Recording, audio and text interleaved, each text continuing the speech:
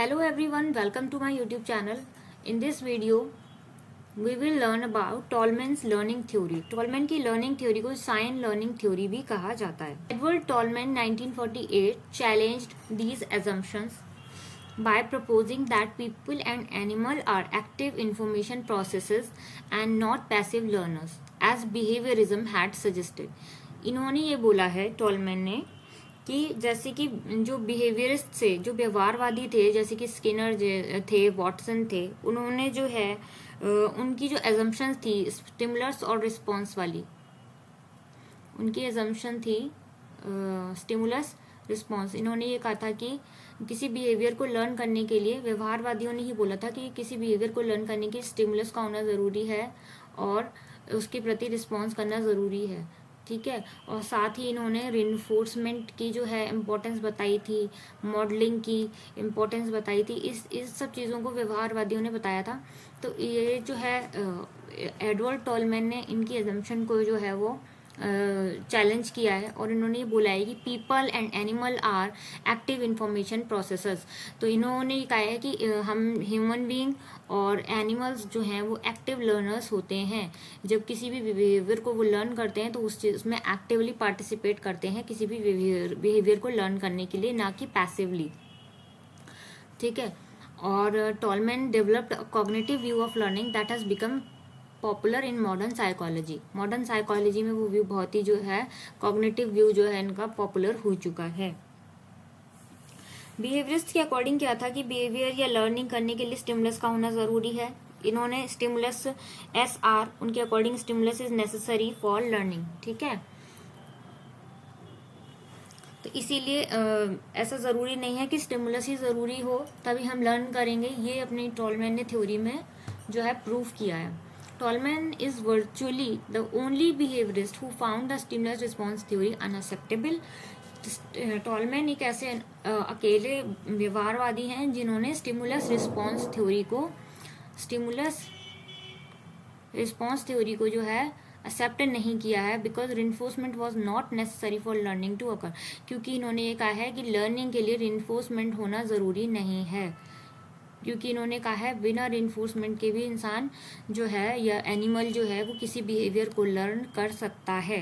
He felt behaviour was mainly cognitive. इन्होंने कहा है कि बिहेवियर जो है मेनली वो कॉग्निटिव होता है, यानी संज्ञानात्मक होता है.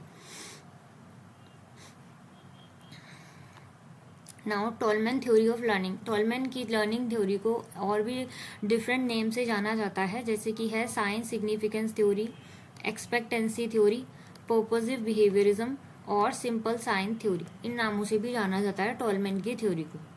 नेक्स्ट है टॉलमैन्स की कॉन्सेप्ट. टॉलमैन का की कॉन्सेप्ट क्या है? Learning is always purposive and goal directed. Learning जो है वो पर्पसिव होती है एंड गोल डायरेक्टेड होती है. जब इंसान का कोई गोल होता है, उसे अपना उस गोल तक पहुंचने के लिए जो बहुत सारी जो चीज़ों स्टेजेस से होकर गुजरना पड़ता है, तो उसमें कुछ ना कुछ वो लर्न करता है. तो यानी कि लर्निंग जो होगी वो गोल डायरेक्टेड होती है, उसका कुछ पर्पस होता है सीखने का.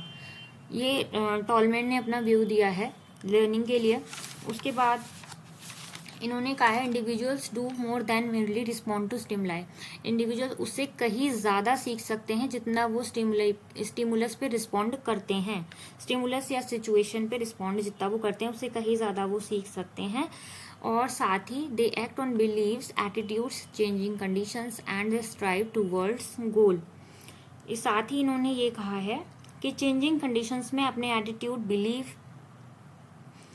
अपने चेंजिंग कंडीशंस में अपने एटीट्यूड, बिलीव्स को भी चेंज करते रहते हैं और अपने गोल तक पहुंचने के लिए जो है वो लगातार जो है अटेम्प्ट करते रहते हैं. अब टॉलमैन के जो कॉन्सेप्ट हैं, एक मेनली उन्होंने, ये बहुत ही इंपॉर्टेंट कॉन्सेप्ट है टॉलमैन का, कॉग्निटिव मैप जिसको कि कहते हैं. टॉलमैन की थ्योरी आएगी तो आपको कॉग्निटिव मैप के बारे में ज़रूर लिखना होता है. तो tall man coined the term cognitive map. Cognitive map का एग्जांपल हम इस तरीके से समझ सकते हैं, जैसे आपको स्कूल से घर जाना है,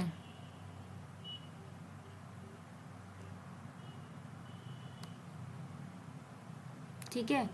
तो स्कूल से घर जाने के लिए आप पहले स्ट्रेट जाएंगे, राइट जाएंगे, लेफ्ट जाएंगे, राइट जाएंगे, लेफ्ट जाएंगे, और इस तरीके से आप घर पहुंच जाएंगे। अब जो है आपने कॉग्निटिव मैप डेवलप कर लिया कि पहले मुझे ऐसे जाना है, ऐसे जाना है, यहाँ पे रास्ते में मुझे ये चीज़ें मिलेंगी, ये शॉप्स मिलेंगी, ठीक है, ये सुपरमार्केट्स मिलेंगे। इस तरीके की जो चीज़ें हैं ये आपने अपने माइंड में जो है डेवलप कर ली, इसे ही इन्होंने कॉग्निटिव मैप बोला है। इसका एक एग्जांपल और समझ लीजिए। लेट्स सपोज कि आप कॉलेज यूनिवर्सिटी में जाते हैं, तो आपको कैफेटेरिया तक पहुंचने के लिए स्टार्टिंग में आपको नहीं पता है कि कैसे जाना है, लेकिन धीरे धीरे आप जानने लगते हैं कि पहले मुझे लेफ्ट जाना है, राइट जाना है, अपस्टेयर्स जाना है, डाउनस्टेयर्स जाना है, जहाँ भी जाना है। तो वो एक इस तरीके से आप एक कॉग्निटिव मैप जो है वो ड्रॉ कर लेते हैं अपने माइंड में। उसे ही पियाजे ने टॉलमैन ने जो है कॉग्निटिव मैप की कहा है, which is an internal representation of external environmental feature. तो जो कि क्या है, एक एक्सटर्नल एनवायरमेंटल फीचर है या लैंडमार्क होता है, उसको हम अपने माइंड में, अपने इंटरनल माइंड में इंटरनल रिप्रेजेंटेशन बना लेते हैं और अपने गोल तक पहुंच जाते हैं। So that is known as cognitive map.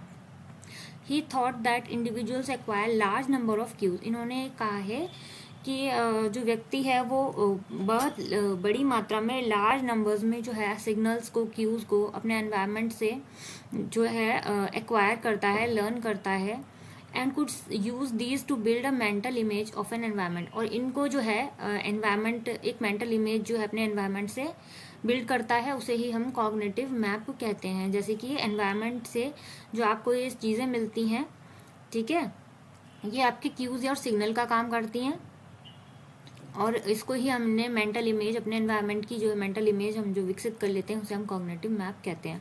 By using this internal representation of a physical space, they could get to the goal by knowing where it is in a complex of environmental features. Shortcuts and changeable routes are possible with this model. By using this internal representation, is internal representation, ठीक है, ये आंतरिक जो internally हम अपने mind में representation करते हैं अपने फिजिकल एनवायरनमेंट की, अपने बाहरी वातावरण की, could get to the goal by knowing where it is in a complex।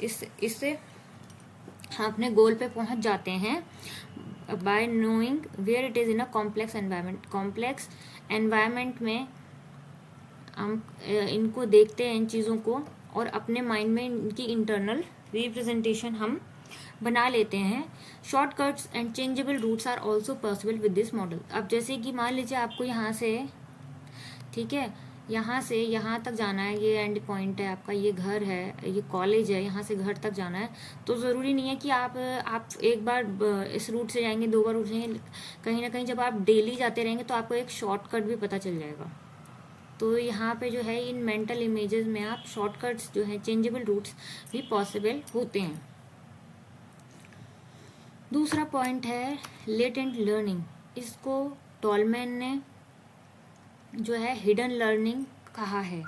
Hidden learning होता है इसका मतलब, लेट सपोज कोई बच्चा है, वो अपने घर में ये देख रहा है कि मेरी मम्मा कैसे चाय बनाती हैं, ठीक है, तो वो जो है वो लर्न कर चुका है कि चाय कैसे बनती है, लेकिन वो तब तक चाय नहीं बनाएगा जब तक कि उसको ऐसी घर में कंडीशन ना मिले, या फिर जब वो घर में अकेला होगा तब वो इस तरीके की चीज़ को अपने ऊपर अप्लाई करेगा कि क्या मैं चाय बना के पी सकता हूँ या नहीं पी सकता हूँ। तो इस तरीके की जो लर्निंग होती है इसे हम हिडन लर्निंग कहते हैं, ठीक है। हिडन लर्निंग में एक बच्चा क्लास में मैथ्स के सम सीख रहा है, जैसे कि दूसरा एग्जांपल ले लीजिए आप, लेकिन उसको अपने बिहेवियर से में शो नहीं करना होता है ये चीज़। जब वो कब शो करता है, जब उसके सामने पेपर आ जा रहा है, कोई एग्जाम है, ठीक है, तब वो उस चीज़ को सॉल्व करता है, तो वो भी एक तरीके से इसको लेटेंट लर्निंग का एग्जाम्पल कह लेंगे। तो it is a type of learning which is not apparent in the learners behaviour, जो कि लर्नर के बिहेवियर में शो नहीं होती है लर्निंग के टाइम पे, बट विच मैनिफेस्ट लेटर, जो कि बाद में दिखती है विथ सूटेबल मोटिवेशन। जब हमें मोटिवेशन मिलता है या फिर हमारे सामने सर्कमस्टांसेस आते हैं, तब वो हमारे सामने जो हमें दिखती है, तो इसे ही इन्होंने लेटेंट लर्निंग कहा है। And this shows that learning can occur without any reinforcement of a behaviour. इन्होंने ये कहा है कि इसका मतलब इससे ये पता चलता है कि जो लर्निंग है वो रिइंफोर्समेंट के बिना भी जो है हम बिहेवियर इसमें कुछ लर्न कर सकते हैं। ऐसे टॉलमैन ने अपनी थ्योरी में कहा है। इसको आगे इन्होंने इस तरीके से डिफाइन किया है और इस पर पूरा एक्सपेरिमेंट भी करके दिखाया है लेटेंट लर्निंग पे। आगे हम डिस्कस करने वाले हैं। अब देखिए लेटेंट लर्निंग को जो है इसका हम दूसरी परिभाषा इसकी आप ये समझ लीजिए, learning that takes place subconsciously, ठीक है, विदाउट रिइंफोर्समेंट, बिना रिइंफोर्समेंट के सबकॉन्शियसली जो लर्निंग होती है उसको हम लेटेंट लर्निंग कहते हैं। कि इनके एक्सपेरिमेंट में जो है वो चूहों ने जो है वो बिना रिइंफोर्समेंट के, बिना मोटिवेशन के भी जो है स्टार्ट पॉइंट से एंड पॉइंट तक जाने का जो रास्ता है वो ढूंढ लिया था और उसको तब तक अपने बिहेवियर में शो नहीं किया जब तक उन्हें कोई मोटिवेशन नहीं मिला। ठीक है, अब हम आगे पढ़ते हैं। तो ये है टॉलमैन की maze. This is the maze, this is the experimental maze which is used by Tolman and Honzik. ठीक है, this is the start point and this is the food box और the end point of the maze. So यहाँ पे चूहे को जाना है, up जाएगा, राइट जाएगा, फिर अप जाएगा, राइट जाएगा, डाउन जाएगा, कैसे भी जाएगा वो, किसी भी तरीके से वो यहाँ से भी जा सकता है। ठीक है, यहाँ जाएगा फिर उसको ये रास्ता बंद मिल जाएगा, फिर वो ऊपर जाएगा, फिर वो यहाँ भी बंद है, ठीक है, फिर वो वापस जाएगा, ऐसे जाएगा।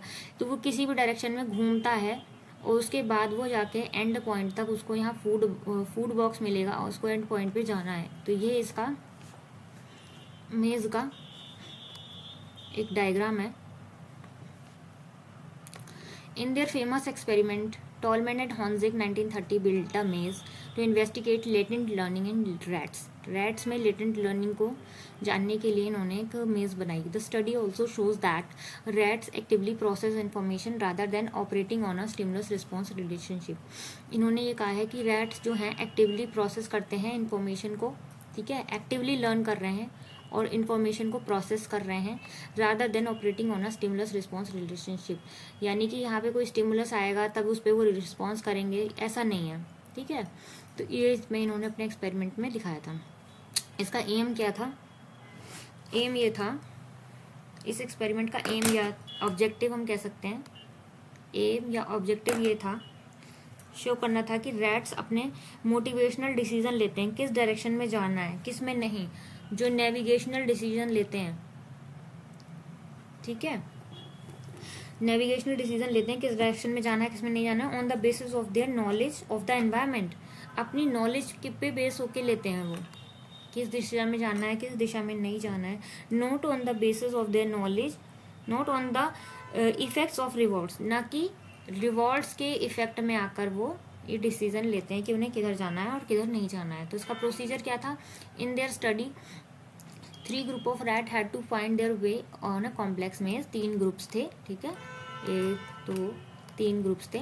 उनको जो है फाइंड आउट करना था। एक कॉम्प्लेक्स मेज थी जो भी हमने दिखाई। At the end of the maze there was a food box था वहाँ पे। Some groups of rat had got the food but some did not. कुछ को फूड मिला, कुछ को नहीं मिला और कुछ को जो है कुछ दिनों के बाद मिला। ठीक है,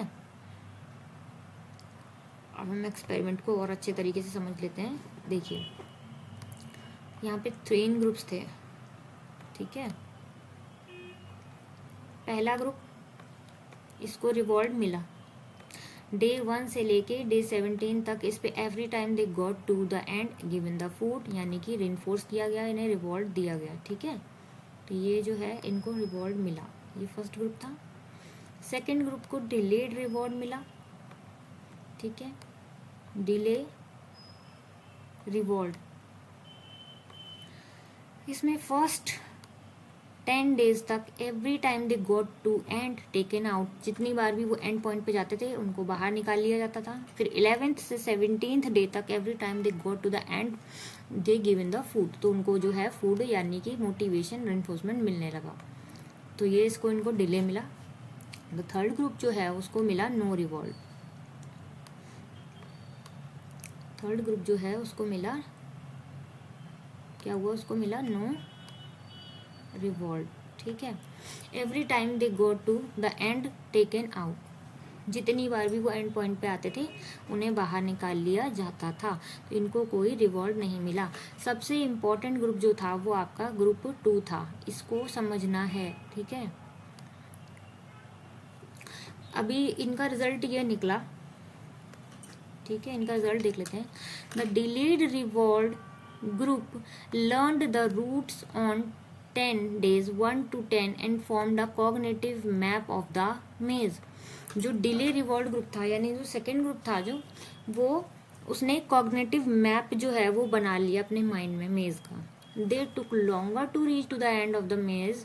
स्टार्टिंग में जो है उन्होंने टाइम लगाया मेज तक पहुंचने में, एंड पॉइंट तक पहुंचने में, because there was no motivation for them to perform. उस समय क्योंकि उनके पास कोई मोटिवेशन नहीं था, क्योंकि उन्हें कोई खाना नहीं दिया जा रहा था, कोई मोटिवेशन नहीं दिया जा रहा था एंड पॉइंट तक आने के लिए। But from the 11th day onwards they had a motivation to perform. लेकिन 11th डे से उनको जो है कुछ मोटिवेशन मिलने लगा परफॉर्म करने के लिए, जो फूड था उन्हें वो मिलने लगा।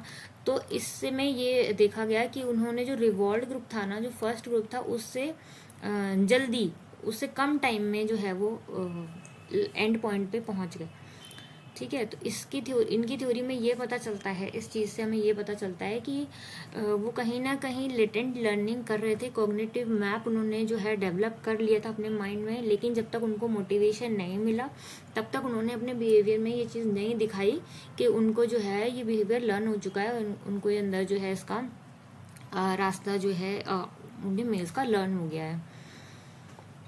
Next point is very important point in the Tolman theory is vicarious trial error, VTE। vicarious trial error ये म्यूनजिंगर 1938 जो हैं,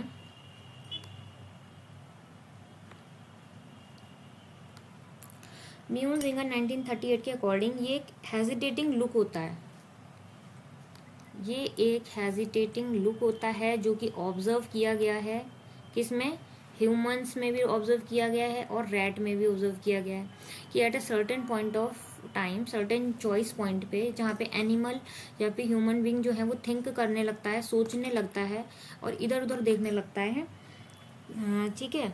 ऑब्जर्व किया गया है कि किसी जगह पे पहुँच के रैट को कुछ देर के लिए स्टॉप होकर लेफ्ट राइट देखते हुए ऑब्जर्व किया गया। किसी जगह पे ये मेज है, ठीक है, ये मेज है, तो यहाँ पे देखा गया कि एक सर्टेन पॉइंट पे जाके रैट जो है वो इस तरीके से सोचने लगा कि मैं इधर जाऊँ या इधर जाऊँ। तो इस तरीके की थिंकिंग को इन्होंने जो है विकेरियस ट्रायल एरर का नाम दिया है टॉलमैन ने अपनी लर्निंग थ्योरी में, ठीक है। Animals including humans make a mental vicarious trial error before they make a behavioral trial and error response। इन्होंने कहा है ह्यूमन और ह्यूमन्स हों चाहे वो एनिमल्स हों, वो एक मेंटल ट्रायल एरर करते हैं। इससे पहले जब कोई बिहेवियर में अपना रिस्पॉन्स दिखाना होता है उन्हें, उससे पहले वो एक ट्रायल एरर करते हैं। जैसे वो कुछ थिंकिंग कर रहे हों, चॉइस पॉइंट पे आकर सेंसरी एक्सप्लोरेशन को टॉलमैन ने जो है सेंसरी जो एक्सप्लोरेशन कर रहे होते हैं उसको टॉलमैन ने विकेरियस ट्रायल एरर कहा है। Next is kinds of learning. Tolman ने 6 काइंड ऑफ लर्निंग बताई है। Cathexis, equivalence belief, field expectancy, field cognition mode, drive discrimination and motor pattern.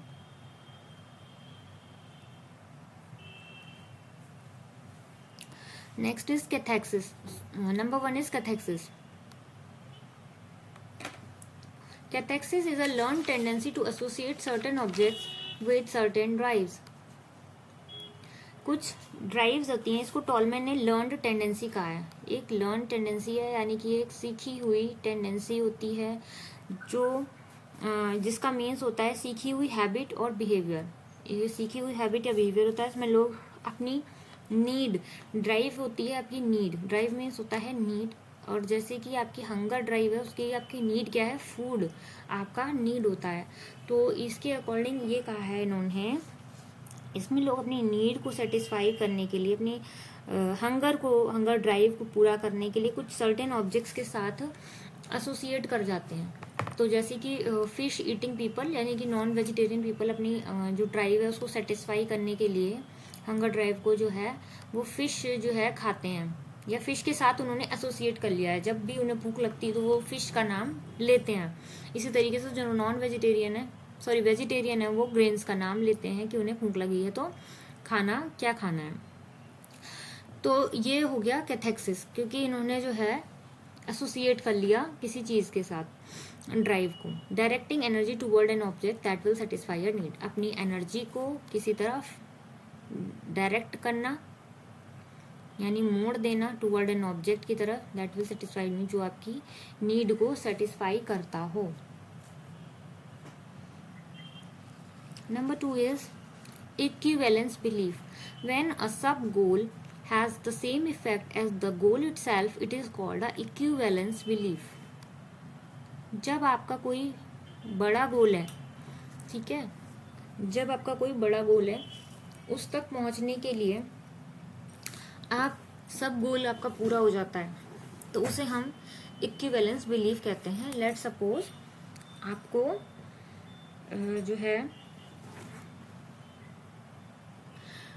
जो है नेट एग्ज़ाम क्वालिफाई करना है, लेकिन उससे पहले आपने state level eligibility test pass कर लिया है, तो वो भी आपको सेम इफेक्ट जो है, सेम हैप्पीनेस देगा जो आपको जो है मेन गोल देगा। If getting a high grade in the class temporary reduces a students need for love. Getting a high grade in class में अच्छे नंबर लाने से बच्चे की जो class temporary reduces students need for love, बच्चे की जो नीड है, लव की नीड है, सबसे प्यार पाने की टीचर्स से और घर वालों से, वो जो है थोड़ी सी कम हो जाती है, क्योंकि अच्छे मार्क्स आने से जो है उसे सब प्यार करने लगते हैं। So we say that grade served as a equivalence belief, जो ग्रेड हैं वो इक्विवेलेंस बिलीफ की तरह ही काम करते हैं, करेंगे यहाँ पे। This is equivalent to secondary reinforcement in SR theory. SR theory यानी स्टिमुलस रिस्पॉन्स थ्योरी, वो व्यवहारवादी थ्योरी जो है, उसमें जो इन्होंने सेकेंडरी रिइंफोर्समेंट की बात की है, वो जो है इक्विवेलेंस, टॉलमैन के इक्विवेलेंस बिलीफ के जो है इक्विवेलेंट है। थर्ड है आपका field expectancy. Field expectancy are developed in the same way as a cognitive map. जिस तरीके से कॉग्निटिव मैप काम करता है, डेवलप होता है, उसी तरीके से फील्ड एक्सपेक्टेंसी जो है वो डेवलप होती हैं। A form of learning in which the organism learns what leads to what, यानी कि मैं क्या करूँगा तो क्या होगा, इस तरीके से ये उस तरीके से डेवलप होती है जिस तरीके से हमारा कॉग्निटिव मैप डेवलप होता है। इसमें जब चूहा फूड तक पहुँचने से पहले कोई साइन या ऑब्जेक्ट को देखता है, तो ये एक्सपेक्ट करने लग जाता है कि अब कोई दूसरा ऑब्जेक्ट या साइन आएगा। इस तरह से वो एक साइन से दूसरी साइन मिलने की उम्मीद करने लगता है कि व्हाट लीड्स टू व्हाट, अब ये हुआ तो अब ये होगा, अब ये हुआ तो हुआ, तो एक एक्सपेक्टेंसी जो है वो डेवलप करने लग जाता है। उसे ही इन्होंने फील्ड एक्सपेक्टेंसी कहा है। Reinforcement in this form of learning is confirmation of a hypothesis. इस टाइप की लर्निंग में जो है in this form of learning is enforcement in this form of learning is confirmation of a hypothesis। hypothesis का जो है confirmation करता है। चौथा है field cognition mode. Field cognition mode was a way of approaching a problem solving situation। Field cognition mode जो है, कौन सा मोड होता है, ये एक ऐसी स्ट्रैटेजी है, ये ऐसा मेथड है जिससे जो है प्रॉब्लम सॉल्व की जाती है। Way of problem solving situation, ठीक है। तो इससे प्रॉब्लम सॉल्व की जाती है। To arrange the perceptual field with a certain configuration. हम अपने परसेप्चुअल फील्ड को इस तरीके से अरेंज करते हैं। अरेंज, कॉन्फ़िगर मीन्स होता है अरेंज करना, कॉन्फ़िगर मीन्स होता है। तो हम अपने परसेप्चुअल फील्ड को, हमारा जो आसपास का वातावरण है, आसपास का जो एनवायरनमेंट है, वो हमारा परसेप्चुअल फील्ड कहलाता है। तो हम उसको इस तरीके से अरेंज करते हैं कि जो है हम प्रॉब्लम को सॉल्व कर सकें। Tall man suspected that this was an इनेट tendency. Tall man ने ये सोचा था कि ये टेंडेंसी जो है जन्मजात होती है, इनेट होती है, लेकिन इसको हम लर्निंग और एक्सपीरियंस के थ्रू हम मॉडिफाई भी कर सकते हैं। तो ये हो गई आपकी फील्ड कॉग्निशन मोड। पांचवा है आपका drive discrimination. Learning based on discriminating drives Animals could be trained to take one route in two-way maze when they were hungry and another when they were thirsty. Drive discrimination में क्या गया, ये learning जो है discrimination पे based है. Means distinguish कर पाना. डिस्क्रिमिनेशन मतलब डिस्टिंग्विश कर पाना. अगर कोई पर्सन अपनी नीड में डिस्टिंग्विश नहीं कर पाएगा तो वो अपने गोल तक नहीं पहुंच पाएगा. अगर आपको भूख लग रही है, लेट्स सपोज फॉर एग्जांपल, और साथ ही आपको बाहर जाना है, तो आप पहले डिस्टिंग्विश करेंगे कि पहले कौन सी नीड को पूरा करना ज़रूरी है. तो पहले आप हंगर नीड को पूरा करेंगे, उसके बाद आप बाहर जाएंगे. तो एनिमल्स जो है इसी तरीके से इन्होंने कहा है कि animals could be trained to take one route in two way maze. एक टू-वे मेज है जिसका दो रास्ते, जिसमें सिर्फ दो ही रास्ते दिए गए हैं. ठीक है, टू-वे मेज है जिसमें केवल दो ही रास्ते दिए गए हैं.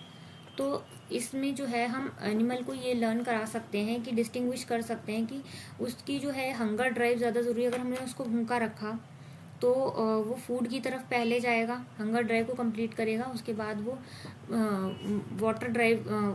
वाटर वाले रूट की तरफ जाएगा. या फिर हमने उसको प्यासा रखा है तो वो वाटर रूट की तरफ पहले जाएगा. तो इन्होंने इस पे भी एक्सपेरिमेंट किया है और इन्होंने बताया कि ड्राइव डिस्क्रिमिनेशन भी जो है आपका लर्निंग का एक पार्ट होता है.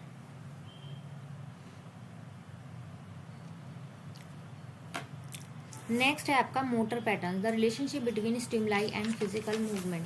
तो जो स्टिमुलस होते हैं और फिजिकल मोटर मूवमेंट में एक रिलेशनशिप होता है.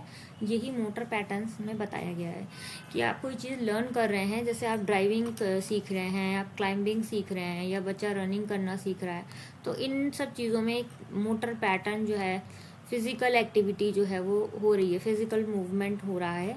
तो ये जो है इम्पॉर्टेंट बताया गया है. This learning help us in executing motor function. Motor functions को एग्जीक्यूट करने में ये लर्निंग हमें हेल्प करती है. तो motor patterns involves acquiring new motor skills और functions as a result of practice और एक्सपीरियंस के बेस पे हम नए मोटर स्किल्स को, फंक्शंस को हम सीखते हैं और उनको हम लर्न करते हैं. Thanks for watching my video. If you like it, please subscribe my channel and share the video. Thank you.